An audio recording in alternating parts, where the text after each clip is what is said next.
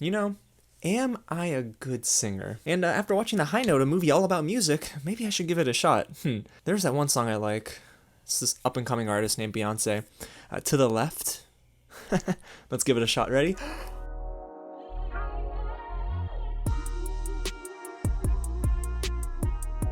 What's going on, you guys? James here with another real review, and no, you don't want to see the outcome of me trying to sing. I'm going to store that in my hard drive and put it in the archives. No one's going to see that. But what you are going to see today is me breaking down the all-new feature film from Dakota Johnson, who starred in my favorite movie of last year, The Peanut Butter Falcon, Tracee Ellis Ross, who stars in Blackish. Even Ice Cube is in this movie. You guys, this is a trio that I heard about, and I saw the trailer, and I figured, you know what, this movie is going to be a hit. It's going to be so fun to watch during quarantine, and thank goodness it's on PVOD, so we can just, watch it at home. It's going to be a good mix. There's music, there's good acting, but sometimes your expectations are not necessarily what you get in the final product of a movie, and The High Note is definitely a good example of that. Now, before I get into what I liked and what I really didn't like in this movie, thanks so much for stopping by the channel, you guys. If it is your first time here, this is Real James. I'm Real James, and I love talking all about movies, TV, and sometimes video games. So if you like what you hear and what you see, go ahead and hit the big red button below and subscribe to the channel. Like this video, share it with your friends, and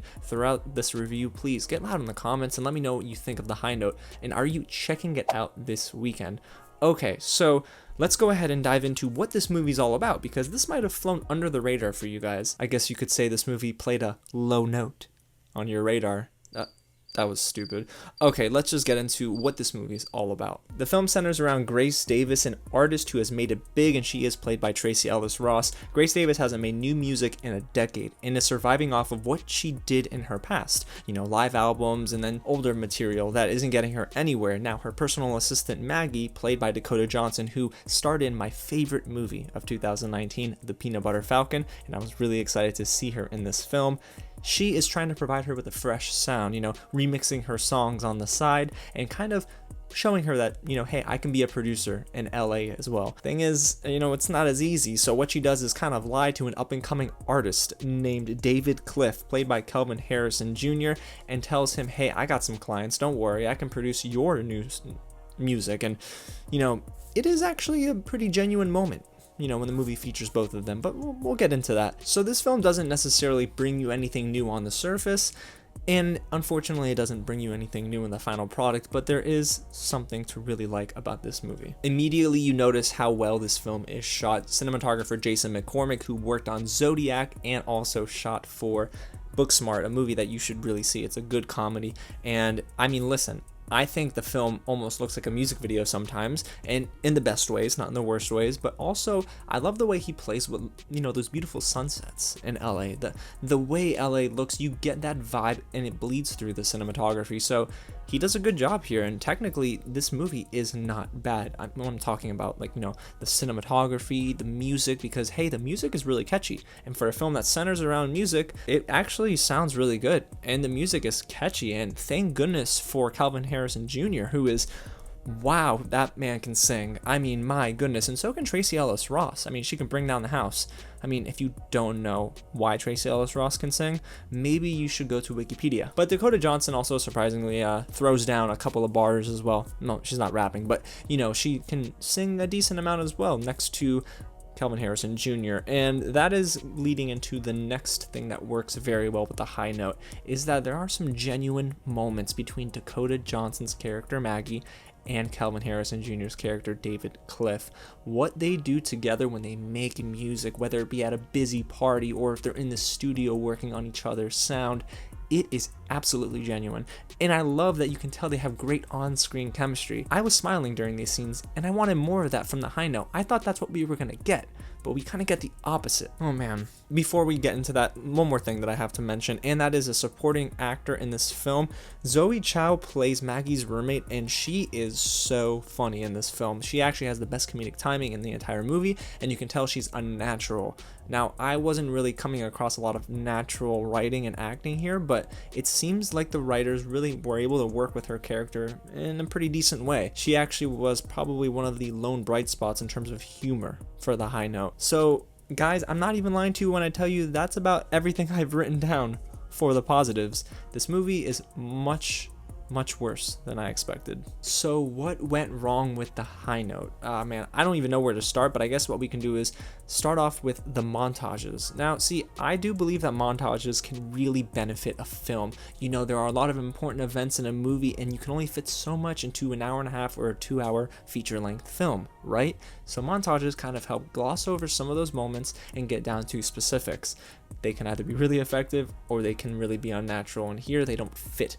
It's like trying to put a square into a circle. It just doesn't work here, and immediately when the film starts, we get a montage early on, and I'm thinking, well, time out. We didn't develop any of these characters yet, or well enough, honestly, for me to really care for this montage. It's almost like you're skipping over important scenes that would have, of course, been good for character development in lieu of, what, time? And I mean, I don't get it, because this movie was almost 2 hours long, and you are going to do montages so often, so early, and I'm like, okay, well, that's an interesting choice. I mean, I didn't really anticipate that, but okay. And then there's the issue of interactions between our characters. This film thrives off one-on-one conversations. I swear, if I had $1 for every one-on-one conversation in the high note, I think I would probably have, well, $10. I mean, it's not that much, but this movie really needed good, strong characters, and I think the actors are really strong. I mean, listen, Dakota Johnson and Tracee Ellis Ross are superstars. They're so good, but I'm not gonna lie to you guys, I think the writing for these characters was pretty shallow, and there wasn't a lot of depth. So when you had these one-on-one conversations that were meant to be, of course, deep, you don't feel like that at all. And then there are so many moments where you get them, like, in the car, for example, singing No Scrubs, which is a classic, but let me tell you guys, it didn't seem like, you know, it was very natural. Once again, I mean, it felt so forced, and I know the movie's telling me that they're having fun, and they look like they're having fun on screen, right? But I'm not having fun with this movie. I need a film to really engross me in characters that I can care for before I can go off and cheer and root for them, and you didn't get that for almost 2 hours. And boy, oh boy, does this movie like to be funny. At least it tries to be funny. Now, you have an actor like Ice Cube who was used perfectly in 21 and 22 Jump Street, right? His comedic timing is great. We know that Ice Cube can deliver. But oh my goodness, in the high note, I was wondering, what's going on? Why are you giving him really plain jokes? Like, none of this was actually very effective, and if anything, most of the jokes fell flat. So I was wondering why they kept trying. Like, they really kept forcing the letter, and they were just putting it in your face and saying, like, he's funny, right? He's funny. And I'm thinking, like, can we calm down? Maybe get some quality moments with these characters? And we didn't get any of that for a while. And what really surprises me is that the director of this film is actually known for some of her stuff that she's done with Brooklyn Nine-Nine. Nisha Ganatra is not a stranger to humor. I mean, she's written, and I should say she's directed, some really good stuff. And I don't know what happened here. Maybe it's that she necessarily didn't have the biggest voice in the script, because I have to imagine that she would probably add in some really clever humor here. And these actors are really good at what they do, so what went wrong? And it really is in the writing department. I mean, this screenplay is really predictable. It offers nothing new for the genre. There are so many tropes, and these characters play into so many situations that we've seen before. Listen, you can watch the first 30 minutes of this movie, and I guarantee you guys, you're going to be able to predict what happens. There is something interesting at the end that, you know, it tries to really, you know, give you that one punch at the end that'll make you feel some sort of way, and there is a twist, but boy, it doesn't work at all. I mean, I was thinking to myself, really, this is what you're doing? It felt like a last breath of air rather than a very natural continuation of the story so far, that the plot was all over the place. The most effective storytelling in this movie came in the simplest of moments. I mean, when you have them creating music together, that's fun, because it is basically what this movie should have been about from the jump. Bare bones, but I get it. You have LA, there's a different vibe, and everyone's trying to, you know, play to everyone else's ego. But we've seen movies like that before. Heck, we got an entire TV show on HBO called Entourage about living the high life in LA and in Hollywood. We don't need that anymore. I was hoping for a different approach here with some likable characters, because guys, this trio is fantastic. Tracee Ellis Ross, Dakota Johnson, Ice Cube, do I even need to say their names again? When I hear them, and when I hear they're in a film, I'm gonna watch the movie, but man, I was really disappointed with how they utilized each and every one of these actors. And yes, Kelvin Harrison Jr. is really pretty much a gem. He's a standout here in this movie, but he's just not enough to make this film feel whole. I mean, my goodness. I mean, yes, the story had a lot of holes in it, but this film never felt complete.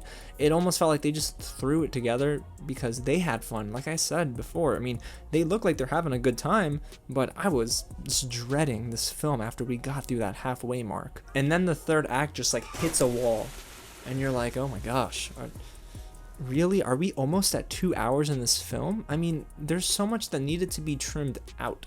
I don't necessarily think the runtime was an issue, but it was just what they decided to focus the majority of the story on, and then moments started to linger towards the end, and you're checking your watch, and if I'm checking my watch, which I'm not wearing right now because I don't even know what day it is and what time it is, quarantine stuff, that's an issue.